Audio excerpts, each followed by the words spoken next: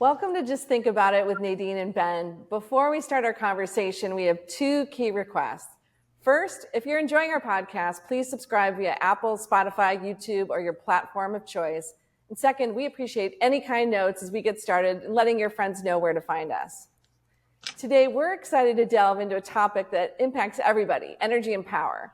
Of course, it has been a hot topic, not only due to record temperatures across the U.S., but also because of the rise of LLMs, AI, and their consumption of power.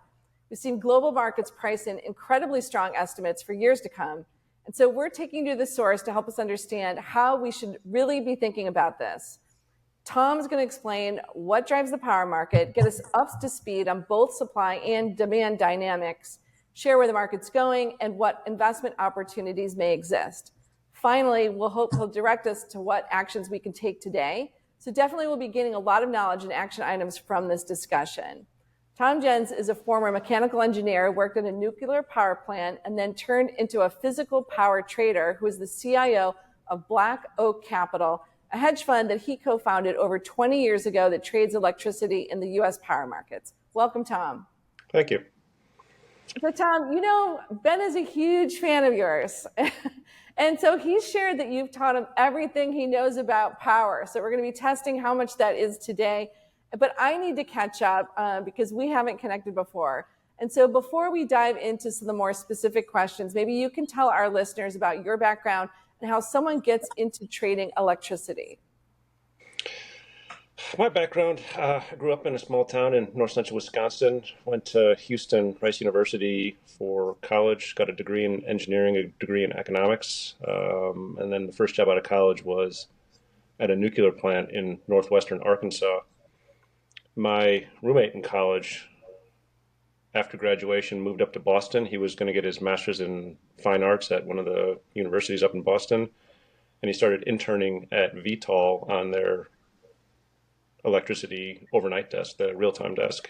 And it wasn't too long where his quarterly bonuses were more than I was making in an entire year. And so I figured I was probably in the wrong business. That kind of planted the seed with me. Mm-hmm. And then there was some major transients in 98 and 99 that caused some pretty significant price spikes in the Midwest. Synergy and Entergy mainly, and they were selling us power at $2,500 a megawatt hour at that point, and we had generators sitting on site that were idle, and I just didn't understand why. Back and forth with the company for 6 months or so, and I decided to leave and see if I could make a business out of aggregating behind-the-meter resources to sell into the wholesale markets. We built a pretty good portfolio of assets from 98 through, I guess it would have been 99 through 2001, but then the markets collapsed in 2001, and I had to find a real job. So I got a job on the wholesale desk at Allegheny Energy Supply out in New York City and learned how to trade electricity at that point. A few years later, my co-founder and I set up Black Oak Capital, and we've been doing that ever since. That's awesome. So to set the discussion stage, could you also share the big picture about what drives the price of power and the topology of the market structure? So how should people think about whether it's capacity, seasonality, daily variance? I mean, there's so many things, unregulated, regulated. There's so much to think about there. Is there any kind of pre-look at the industry that you would introduce someone to so that they can kind of walk into this discussion a bit? The price of power in the wholesale markets is set by the marginal generator. It's like most commodities, the cost of the marginal entrant, and with supply changing, that will change with each hour that goes by. And then locally, you'll have transmission lines that get overloaded, and you'll have to dispatch some out of merit generation, and that will result in price deltas between regions, which can be hundreds of miles or even across a transformer yard. And so that price delta will just be the difference in the fuels and the heat rates. Okay. If you're looking holistically on what sets it, a really good place to start is just to build up a stack of generation assets and look at their merit order and demand curves. Demand curves are pretty easy to get from historicals from any of the federal websites or the RTOs, and then the forward load forecasts you can get from RTOs or EIA. Those typically you take with a grain of salt. They've typically been way off. Um, but I guess if I was looking to start in this business, that's where I would look. I'd build myself a gen stack and a demand stack.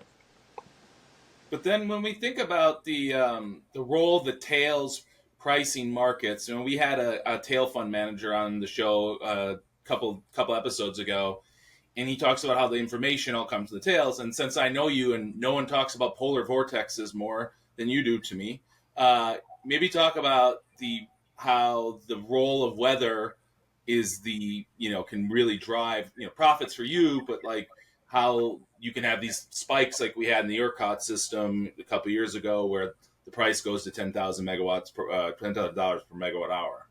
Maybe just explain that dynamic a little bit. You generally have to have, with weather, you're going to have an increase in demand. You're also going to have an increase in the cost of the fuel components, namely natural gas. If it's really cold, natural gas basis is going to spike, power basis is going to spike. And then if you have any transient, that's where you start getting into those large tails. That's where you get into the tails that can go to $10,000 a megawatt hour. And a transient could be a well freezing in, a generator tripping, a transmission line going out of service. And a lot of times you'll have, when you get the tails, you'll have cascading effects where one transient will result in multiple transients. That's when you get to the very thin portion of the stack, and it's scarcity pricing at that point. And so, what is the thought process of having a regulated market versus an unregulated market? Because no one wants a $10,000 per megawatt hour bill where they're like, I can't put my air conditioner or my heat on or whatever. What and who eats the costs on the regulated side? Maybe just that, and then we'll dive into a little bit more on the demand side. Well, when you say nobody wants a $10,000 price, like generators obviously do, and in some markets you need those tails in order to cover the cost of capital. Like the ERCOT market doesn't have a capacity market; it's simply energy, and you can't make money on a generator if it's $15 a megawatt hour every single hour of the day. You have to have those tails. In a regulated market, ultimately the ratepayers are on the hook for it. Unregulated market, it's going to be consumers. Consumer could be a co-op, it could be a municipality, it could be an individual consumer, it could be an industrial. It's going to be those that consume the electricity. The prices are going to get passed on. Right. All right, so let's get into it a little bit. The name of the show is Just Think About It, and you've always challenged me to just think about it when it comes to power. And now, all of a sudden, your industry is quite in favor because of the whole data center LLM build out. So, there's a lot of tourists in the market, in the equity markets, and IPPs, and everyone's talking about power for the first time. You went from boring to sexy overnight. Well, the utility industry was definitely pretty boring from about 2006 through 2023. That's for sure. We have two separate industries there. I trade a specific contract inside of the electricity industry. Ben's talking about the IPPs. I don't trade equities. But inside of the power sector, yeah, the biggest driver right now the biggest driver of demand growth for a while has been data centers, and now that's supercharged with the LLMs. I guess data centers and then a couple of BCF of crypto load over the past 5 years. And you see someone that's in reindustrialization, right, as well? Or is that not as much of a driver? It's nowhere near as much as the LLMs, at least not in the markets I trade. In the Southeast, you've got a lot of the reindustrialization. In the Southwest, you do. In the markets that we look at, I guess you do have some in Indiana, Ohio, but it's nothing like the data center build out in the Ashburn Alley area of Virginia. Yeah, I read a Goldman report recently that isolated the Virginia load growth and it's just the next level versus the rest of the country. Commercial load growth in Virginia. So maybe talk about what is the consensus forecast currently amongst the power community, and the installs that have been done, and what you think about the AI as a driver. Do you think that that will live up to it? And why do we think that the math works out? Maybe talk about it in a little detail. Northern Virginia right now probably has somewhere in the ballpark of 22 to 2,500 megs of data center load. Their binding constraint is getting electricity in right now. You've got three or so 500 kV from the south, and one from the north and two from the northwest. They've got a lot of issues. The build out of generation from 12 to 17 was mainly on top of the Marcellus Utica, and there just wasn't the investment in transmission to get that south to the load centers.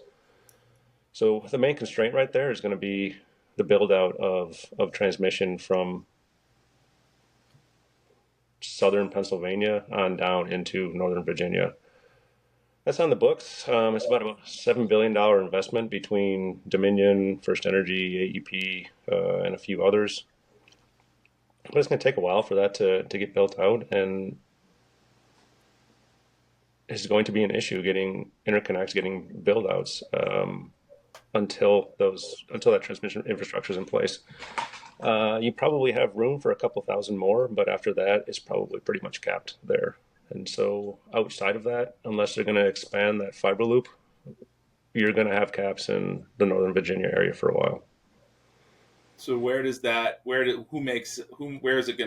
generation going to come from then? Well, the generation is there. I mean, you're going to need more generation, but generation is there. You've got plenty of generation on top of the Utica, the Marcellus.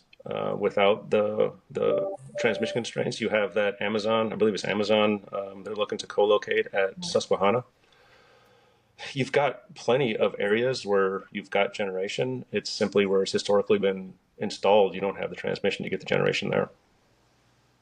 And Ashburn Alley, that is 70-something% of global internet traffic travels through there.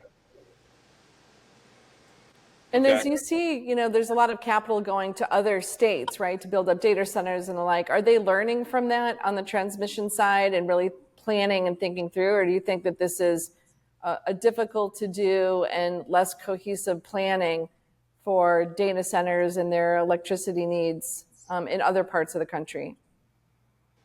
I'd be really surprised if they're learning from it. If you look at this industry historically, there hasn't been a really good learning curve from events in the past.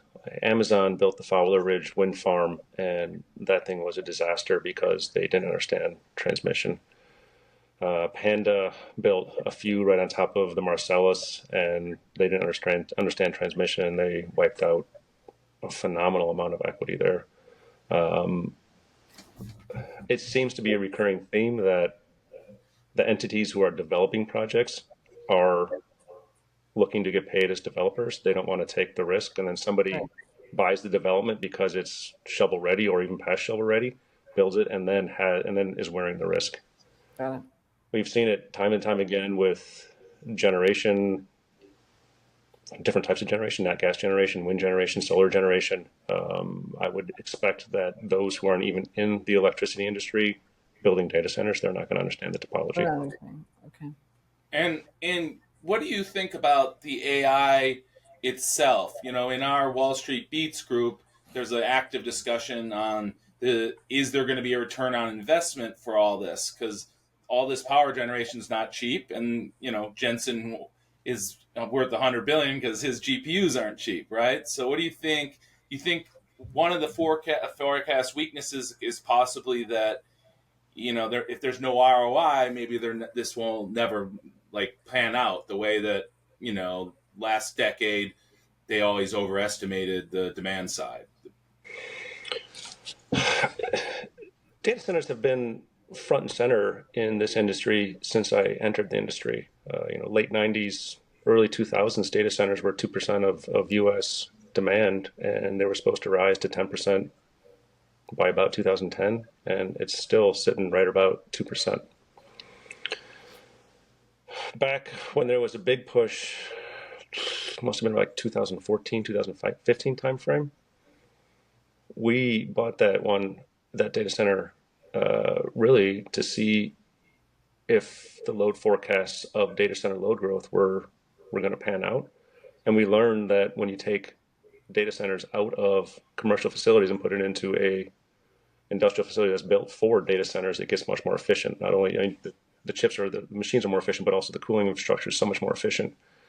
Um, I understood the business model for that one, for that build out pretty well. This one I've had a harder time with. I think I'm getting my arms around it, but it's a different leap. Like you said, electricity is expensive, and these buildings are expensive. If I understand correctly, roughly 10K per kilowatt to install these things. Consensus that I've heard, or the realistic consensus that I've heard, is 20,000 megs in the US by 2030. That's a lot of load. That's 175,000 or 175 million megawatt hours a year. That's a 2.5% of total load growth. And for the longest time, I had the hardest time. How are you going to justify spending that much money on energy, not alone the depreciation of the building, on a business model? And the one thing that I keep coming back to is humans are really expensive. And these top 10 tech firms that are building these data centers, they have almost 3 million employees. At 100 grand a piece, you only have to get rid of 175,000 of them just to cover the energy, 400,000 of them to cover the cost of 20,000 megs of data centers and the energy per year. Like, that's doable. And the business models, if they can do that internally, you've got the savings from those functions that were, but then you're also going to have the depreciation, or not depreciation, the compression of the salary of the balance of their employee stack. The peers. Along with being able to take that business model and exporting it to the rest of the S&P 500. And Yeah, so and maybe the government too, right? oh yeah, the Department of Defense, 3 million employees there. That's just ripe for efficiency gains. Anything from yeah, that one's ripe for efficiency gains. And so, when you say, okay, the Department of Defense, maybe there's some other departments of the government, these top 10 companies, but over time, as we know, cost curves come down. So maybe the cost of the GPUs is more accessible. This could then export to other companies, like maybe to Pepsi or something like that as well. Or do you think Oh, that they'll turn around and make it a revenue model? I don't think you have to even have a decrease in cost. Humans are so expensive, and labor's in such short supply. You don't really have to have a decrease in the cost of the inputs in order to cover the costs of your top 5% most expensive employees. And every company in the S&P 500 has that. Yeah, I think that these companies understand where their costs are. They understand what these LLMs can do. They understand that they can cut probably 5-10% of their workforce, maybe more, and they can export that to other companies. So Yeah, and then the secondary effect is actually interesting. And from a dynamic standpoint, you're like, I need my job, and so then you kind of have a little bit of a lid on it. In some mhm. sense, it kind of sounds bond bullish now that I think about it. Yeah, I mean, you and I have talked about demographics and how the millennials just aren't having kids, and it's showing up in the data where you have more people turning 62 than 18 every year. Like, if you're going to have GDP growth and you need labor open jobs of 275,000 per month, you've got to have some sort of mechanism of filling this. And this seems like a very easy way of filling some of those functions without having a runaway in labor costs. And so to build that up, then it's like, hey, you don't even need the revenue model, which is what I think most of Wall Street's fighting about right now. Like, Copilot. It's like, I don't really need Copilot or whatever it is. And everything the guy in our group says is like convinced it's just going to be a feature. But from what you're saying, which I hadn't really thought about, is it can just be internal cost savings, and then any of the revenue part of it is just gravy, in essence, and it can justify this, as you admitted, extremely large power cost. Is that kind of the way to think about it? Yeah, if they can get a 5%, 10% reduction in their workforce internally, those same functions happen at every other company. It's interesting because that'll be, instead of, maybe prior recessions or difficult periods, or periods of automation where it might have been the lower end workers because jobs shifted overseas or the like. This is really, we're talking engineers, other people, some people, it might be some lower folks too, but I know at least here in Silicon Valley, a lot of people are worried about their jobs. So you might see a really different type of workforce and change in labor dynamics if this occurs, because it can replace not just maybe call center folks, but someone writing code. Well, it can definitely replace somebody writing code. I use it to write code. It might not get it 100% of the way there, but it'll get it 90% of the way there. And I don't know if it will eliminate people. If you automate a function, does that eliminate the person that did that function, or does that function then expand and the person can then have an expanded role? I don't know. I just go back to my days at the nuclear plant, and it was just so much paperwork. And that's the type of stuff that can be automated away. The legal profession, my wife's a lawyer. It is so much document review. That's the type of stuff that can be automated away. Or not necessarily automated away, but maybe 75%. Leveraged. Yeah, a lot of time leveraged, right? Yeah.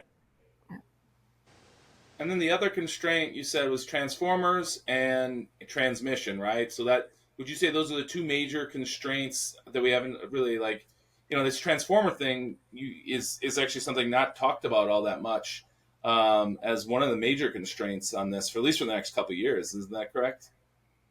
So, I trade topology, and topology of the transmission infrastructure.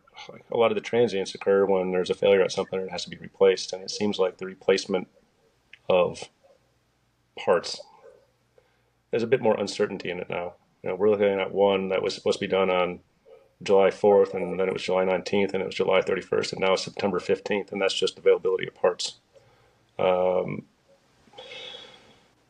New load, big transformers, yeah, there's a definite bottleneck there. Any of the industry rags in the power world have articles over the past year on, probably even more than that, since COVID, on the bottlenecks with the big, not the machines, but the big pieces of equipment.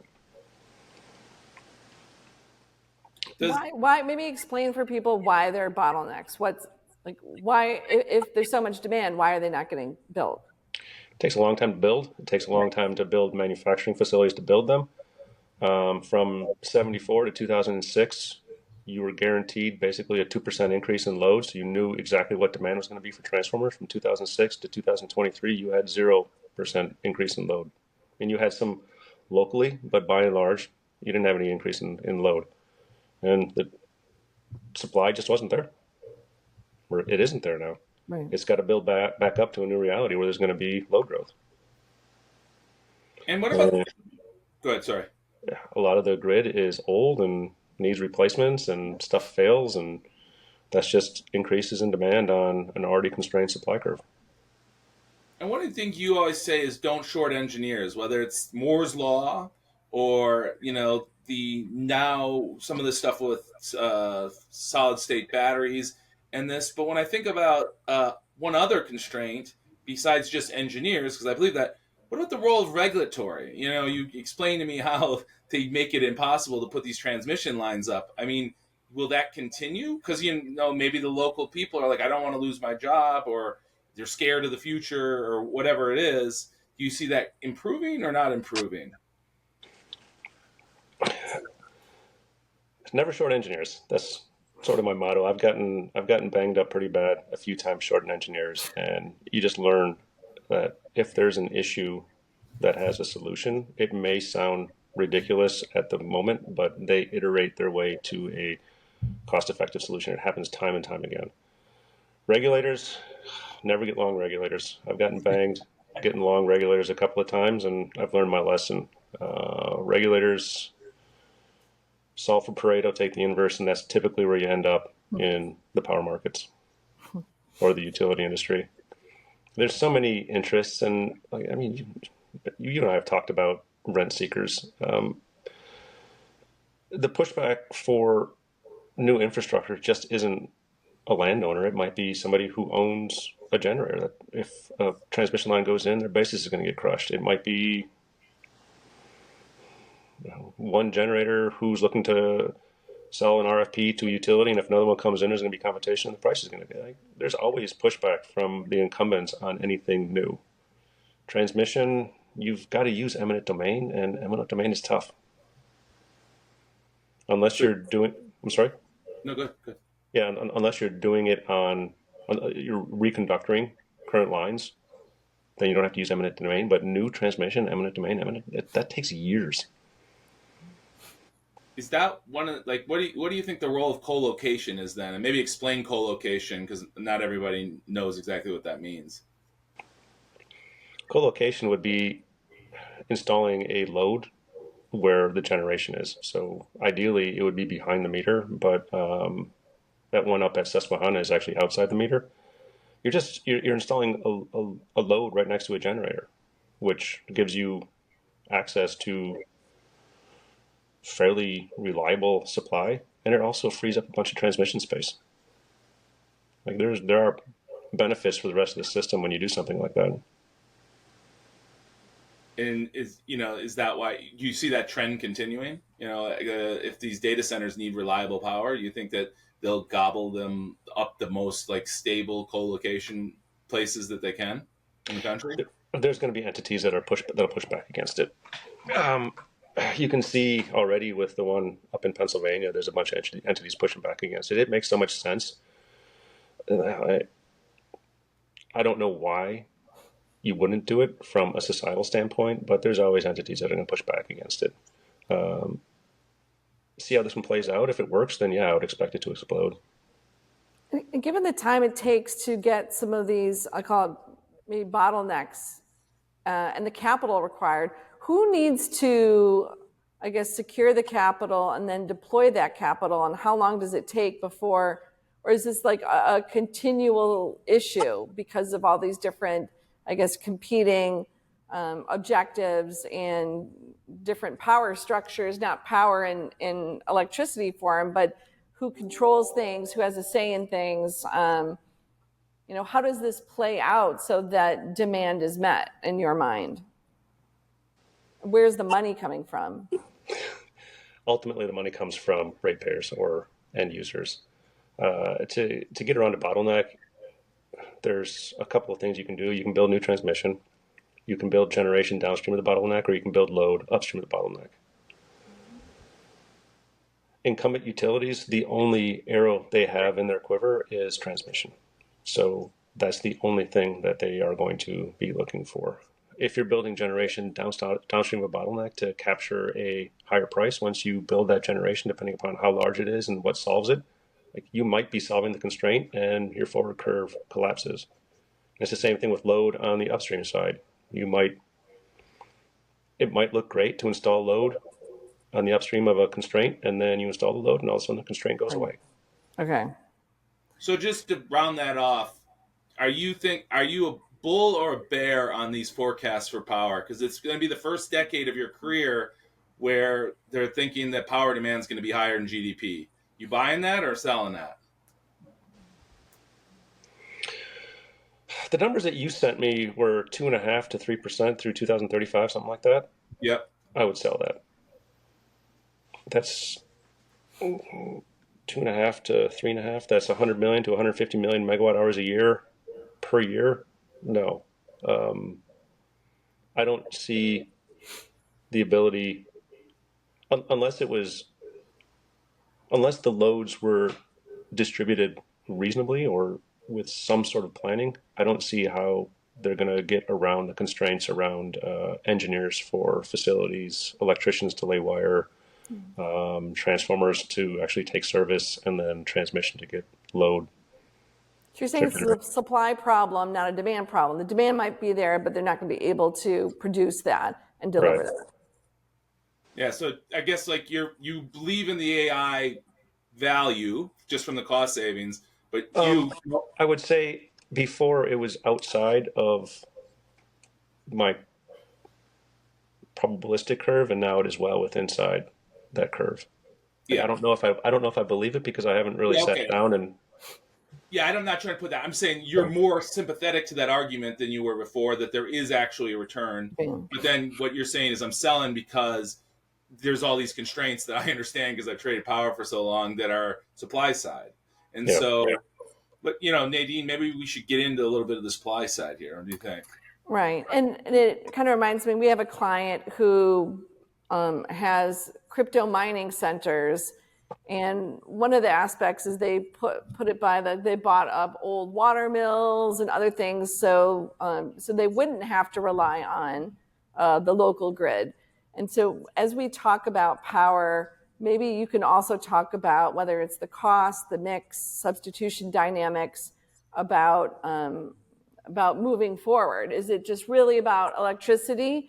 Or do you know, if you kind of walk through nat gas, coal, solar, wind, other renewables, nuclear, how do you think about those relative to what you're trading to be able to meet, let's just say this demand exists? Is that achievable or not really because of whether it's infrastructure constraints, regulatory or other things that you follow? Because I imagine you look at what you're doing, but you have to care about what could impact that from the outside. When you're looking at building a very large spot load, call it 500 to 1,000 megawatts, that's an enormous load. In order to build generation to supply that, you're most likely going to be nat gas. After permitting, after financing, after all of that, you're still 30 to 36 months out from being commercial. If this is an arms race and they want to get stuff in the ground as quickly as possible, you're going to have to rely on the conventional grid. Okay. In terms of supply, you can co-location with a current generator makes the most sense. And I know a bunch of guys who own generation assets, and they have people calling them all the time talking about co-location. There's at least an entity that's looking at building two big combined cycles in Texas that are co-location. But at this point, we're 2024. That's probably 29 before anything could get built there. And regulatory wise, are governments going to allow that? Because obviously, if you co-locate, that power could have gone to somebody else, and it's going to be most likely going to, if it's industry that's building near it or otherwise. How do you think about that dynamic of people with money or groups with money versus like the small fry, like me at my house paying for power? Are we going to see some kind of K split amongst pricing for people, because people are going to get smart? If they need a lot of power, they're going to be building things near that generation so that the transmission isn't a big issue? Or how do you think the industry plays out from that perspective? Co-locating with a brand new generator is very easy from a regulatory perspective. Co-locating with a generator that is currently operating, it's going to be a function of who the regulatory bodies are and whether that the capacity, which is the ability to generate, has been sold on a forward curve to somebody else. Assets typically rely, with the exception of Texas, they typically rely on two payment streams. One would be energy, one would be capacity. Okay. If that capacity is sold on a forward basis, it's already spoken for, co-location would be very difficult. If there were upgrades that were needed to be done to the transmission infrastructure to allow a generator to interconnect, it would be a function at that point of how long that infrastructure is paid for through the rate base. If it hadn't gotten through that timeline on the rate base, then I would guess that would be difficult. And when you look at the assets out there, maybe do you have a ballpark of how many are sold forward and how long are they sold forward, just to have a estimate for people to understand, is this going to be a big issue or is this more rare?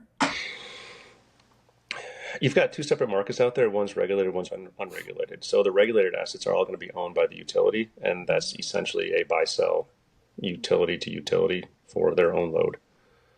The unregulated will be, so we don't do anything in the West. So I'm talking about just east of the DC ties.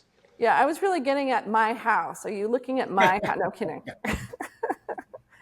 I was kidding.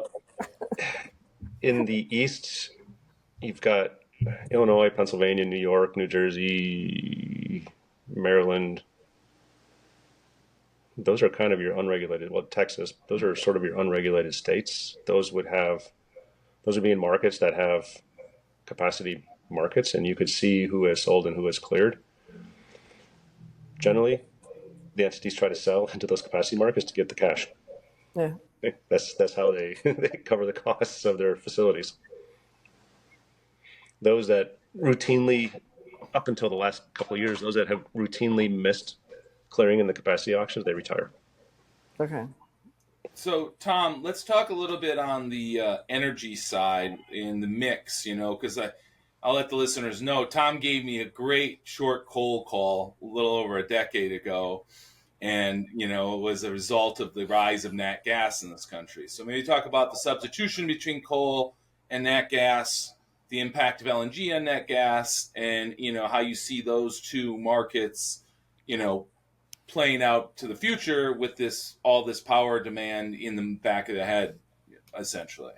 So from the individual markets and then their role in the power markets. Coal and nat gas are very similar. It's just dollars per MMBTU. And when you look at the merit stack, it's just a function of where you are in that merit stack. PRB, Wyoming, that's cheap as dirt, but it costs a ton to ship it. The farther you get east, the more you're adding to the dollars per MMBTU. Explosion of Marcellus Utica has essentially made any coal, with the exception of a few, they're out of the money in the east. Pennsylvania, Maryland, Virginia, and the southeast.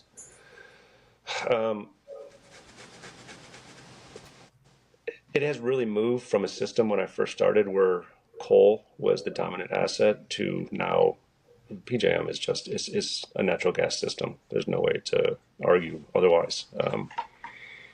60 or so percent of the generation on any given day is very likely going to be nat gas. LNG, what do we have? 15 or so BCF of LNG export right now, another 15 under construction, 17 permitted right behind that. I would be really surprised if all of that second tranche gets built. That gets you to 30, 42 BCF out of a system that drills roughly 102 right now. It's another one of those, with the exception of Texas, you have a hard time building pipes. MVP, which they just started to ship, I think, last or 2 weeks in June.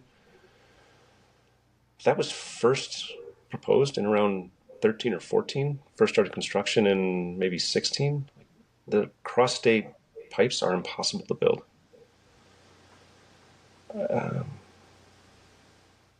I'd be really surprised if the LNG build-out was anywhere near what is expected. And then you have demand on the other side. You've got to have the demand in order to build the other 32 BCF. And you've got other countries that are competing to build LNG exports. So in general, you see natural gas being oversupplied. I know in West Texas they refer to it as dirt. It's a byproduct. West Texas is a byproduct. I mean, it's waste. It's always going to be a function of price. Is it oversupplied at some prices? Yeah, at some prices, no. And prices will react. And then Go If you get above $4 again, then you're going to see a response on the generation side. If you get down below $2, you're going to see an enormous response to the generation side on the increased generation. And what do you say to all these people who are the loudest people? The loudest tourists in the energy market are the nuclear guys. You worked in a nuclear plant. I mean, everybody's like, oh, uranium bulls and nuclear and small modular reactors. Do you think how much of this incremental power demand can be made up by nuclear? And obviously, everyone knows it's very difficult to build and long to build a nuclear power plant. What's your view on nuclear in the future? My guess is I'm retired before the next plant comes online. And how old? No, I'm just kidding. So Nuclear, I worked in the nuclear industry in the late 90s. We've seen Watts Bar brought a unit online, and then Volkdal brought 2 units online since then. Volkdal, they got their loan guarantees during the Bush administration, and it just came online. And what kind of about the flipping small you to the modular other reactor? side of the world, Tom, we all see the pictures of all the energy infrastructure in China. Do you follow that market very much? And maybe you can, if you do, talk a little bit about what they have been doing and maybe where you see their role is. When you say energy infrastructure, Well, ESG, solar, the components to sell to other people, because there's been, whether selling into Europe, we own some stocks where a lot of the components needed have cheaply come over from China over to Europe. Just thinking through, where does China sit in this whole, when you think about global ecosystem of energy and power? Because it's not just the data centers here, it's the data centers everywhere that everyone's, thinking that it's going to go to the moon. How is power going to supply it? Obviously, constraints are different in different places, but where does China sit in here? Is there anything important that people should note, or is it so hyper localized that you don't really have to care about it if you're just trading in the U.S.? when it comes to commodities, China is always the elephant in the room. I can't really think of a commodity where it isn't. They consume 4 billion tons of coal a year. They're just coffee beans, but anyways, yeah. They consume 4 billion tons of coal a year, and they're about to produce 900,000 megawatts of solar panels a year. That's just a phenomenally huge amount of panels of supply. Right. That's functionally the equivalent of 30 BCF of nat gas from an energy perspective. They are going to be a major supplier to a lot of countries for not only electricity from solar, but also for batteries. And that's a nice segue. Maybe we can talk about the impact of solar in the U.S. market, because we had a conversation about how solar installs are accelerating, and obviously there's costs up front, but the incremental costs are essentially zero. And so then the issue has been there's no batteries for it, right? So when you can get this offshore wind, onshore wind, which I know in the ERCOT prices can get negative at nighttime, and then all the solar come online, are we really talking about batteries are the major constraint to really driving down the cost of power potentially? Or is this just more power, and is a Jevons paradox, or now we have more power, we can use more power? I don't think solar will be the story in the United States that it will be elsewhere. We are having a build out right now, ERCOT being the largest over the past 2 years. I think they've added maybe 17 or so thousand megawatts over the past 2 years. I've been a bit disappointed with the build out, especially in SPP. SPP has so much wind. They've got transmission that is being utilized maybe 35% of the year with a curve from solar that would be very complementary to it, but SPP doesn't really have any wind of note. Batteries are one mechanism for shifting generation. Geography is as well. If you're an hour west of major load centers and you install solar, that's essentially 1 hour of battery. And Texas has that ability with the solar farms out in West Texas feeding the load centers in East Texas. They've got a duck curve, but it isn't anywhere near as bad as California, where you have no. Actually, the geography there is the solar's east of the load centers. PJM, they've got a very robust 765 system and a 500 system. Using the system intelligently would go a long ways. Co-locating with wind, I mean, it's just a math problem on installing solar with wind, co-locating it, and then using batteries to firm it up. That would make most sense to me. But I would expect batteries to get deployed significantly more over the next 5 years as the costs keep coming down. It has been a pretty steep decline over the past decade. I think we're below $100 a kW right now. It would make sense for the short duration, those 1 to 2 hour duck curve mitigators. But again, you've got one of those things. The same with solar. It makes money up until a point, and then after that, when you collapse the spread, you no longer make money on that arb. So it makes sense to install it to a point and then stop. You think that's the constraint, or do you think the materials part of it's the constraint? Because obviously China has, to Nadine's point, I mean, they have all the metals needed for batteries and some of the stuff, and they're the major manufacturer.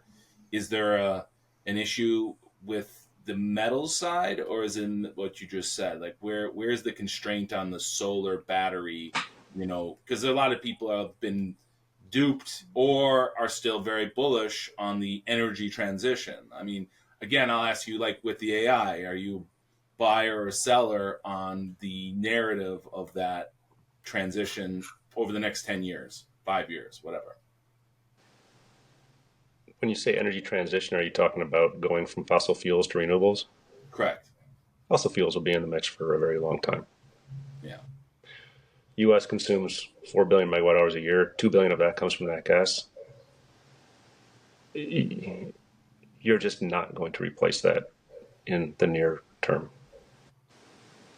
So why are the politicians trying to ban nat gas or push against it when we have 100+ years of nat gas in the ground? I mean, more than we know what to do with it. I don't know. I don't do politics. Yeah, no, I'm just asking. Like, it would seem like if we have a metals deficiency relative to our major competitor, I don't understand where that would come from. But the what about some of the space shots? We talk about space solar. Is space solar or nuclear fusion? Are you going to be long retired? Are you going to be when can we expect any meaningful, from my favorite future source of power, space solar, or what everybody's talked about for 50 years, nuclear fusion?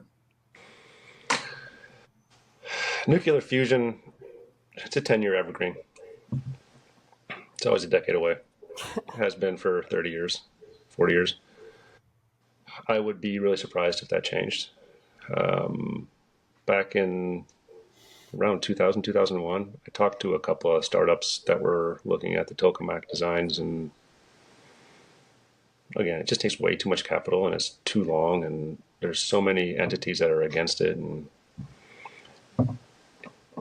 if there is a test facility, it'd very likely be at a military base. But again, to have any sort of impact on my markets, it's decades away. Space solar, I think the first time that you and I talked about that was the X-37. We looked at the cargo bay of the X-37, and they had the space solar test facility. My initial reaction to that was I assumed it was a directed energy weapon. I didn't think it was a legit. Like Star Wars? What's that? Like Star Wars? Yeah, if you're going to concentrate energy and then beam it down to the surface of the Earth, it makes sense to vaporize somebody versus powering a forward operating base, doesn't it? But UCSD, I think it was, they were the ones that were behind that. I believe China looked at it. It doesn't seem like it's realistic. There was a company out there. You and I talked about them a couple of weeks ago. I forget what their their name was, but they were looking at redirecting sunlight to facilities after they went dark. That one probably has more promise, but Oh, and the outer space data centers. Remember, that was the company. They were going to have data centers in outer space. there's one of those or a couple of those. I like the light Starship. redirection. That sounds possible, right? Like redirect light. Yeah, and the business plan makes sense if Starship gets their launch costs down to where they expect to get them to. But you got to convince people that sending a bunch more energy down to the Earth, That's a good idea. yeah. Yeah. I don't know who's going to have that conversation with whom. But And for the people listening, while many people are interested in the topic itself and hearing your story, other people are like, well, how do I make money on this, right? At the end of the day, how do I make money on this? I understand that you trade energy itself and maybe less are looking at the stocks. But if you know who the toll takers are or who are the people with control and power, who are you, or people with the minerals or people, whatever it is, the competitive aspects here, who do you want to be? Like if you're saying, gosh, I want to be in that position, that's the pole position, or that's the place where they're going to be able to command a lot of rent. Where do you look at that either is mispriced today or things that are looking very interesting?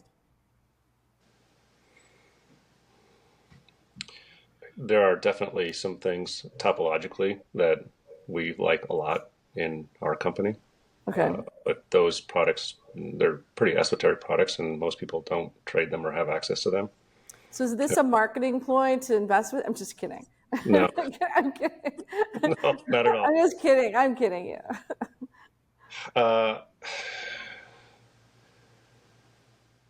The IPPs, we were bullish on them last fall. It seems like they have run quite a ways. Of course. And again, I don't trade IPPs. I don't have any equity exposure right now, I don't believe. There are some minerals, but again, getting back to the engineers, they solve those issues. Okay. And you just got to give them time. This is kind of a random thing, but looking into November, does it matter who wins or not so much just because of the structural and long-term nature of your industry?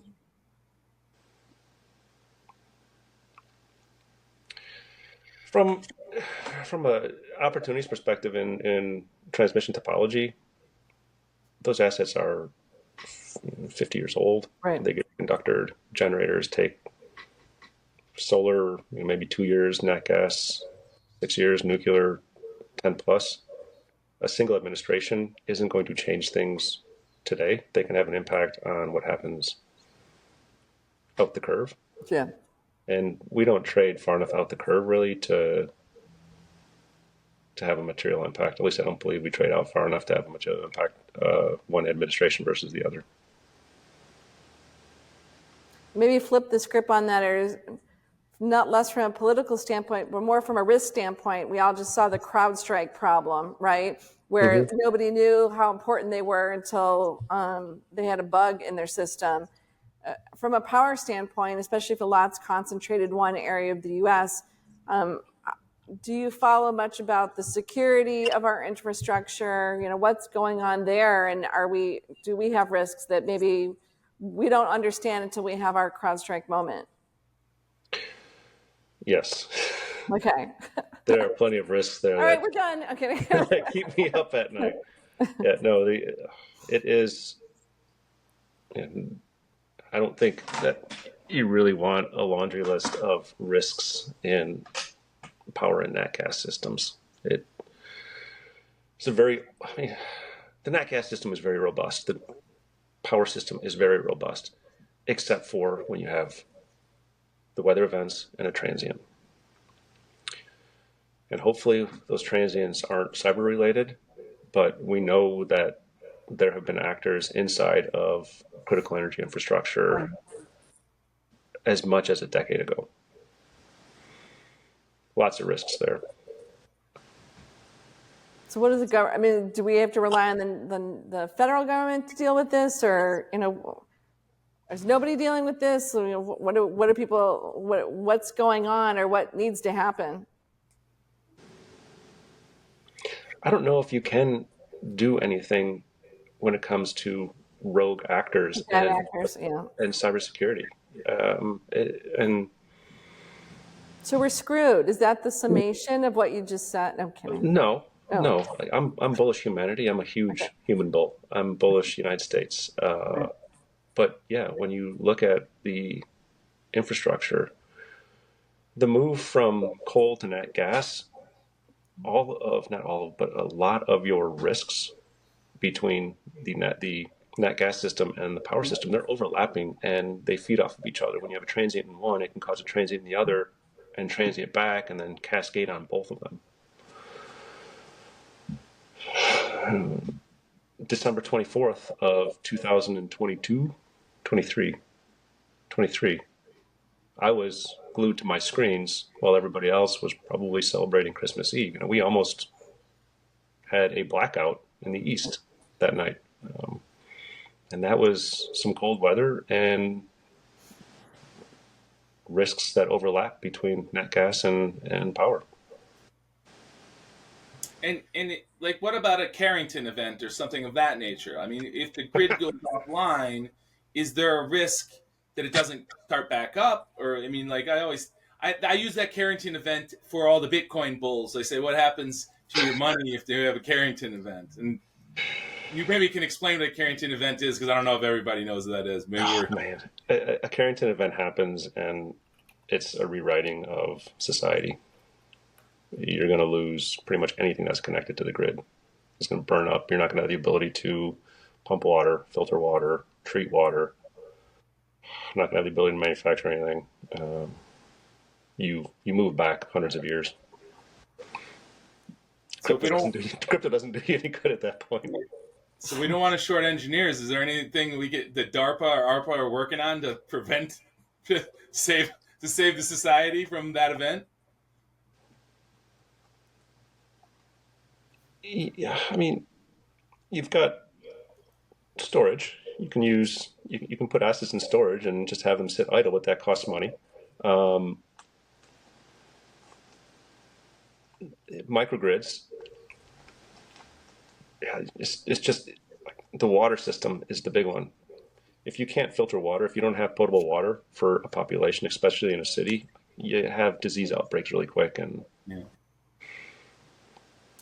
I smell a book. Oh, I'm sure there's books out there on it. Well, listen, Tom, I know we could spend hours with you getting even more deep in the weeds and the risk factors and how we're all going to blow up in the world. But I appreciate that you're an optimist, pro-America, pro-people. So thank you so much for sharing all your wisdom and experience with us today. How do people find you, whether to talk to you or learn more about your fund and what you're doing? How do people find you? I don't really have any sort of public profile out there. I try not to. Email address is tjens@blackoakcap.com. Okay. But other than that, I do have a LinkedIn page, but it's more just so that somebody else doesn't take my page. Okay. And So, Tom, we're glad that we could get you from the cave to explain power to the people. Tom's an excellent power trader if you're ever looking for a non-correlated asset. But thanks, buddy. It was really, really fun, and let's end it on a cheery note after that. it's not. I'm a huge bull. Like, I know. I'm a huge bull, America. I'm a huge bull, humanity. I think that there's going to be phenomenal things over the next 20 years. I wish I was born 15 years later. There you go.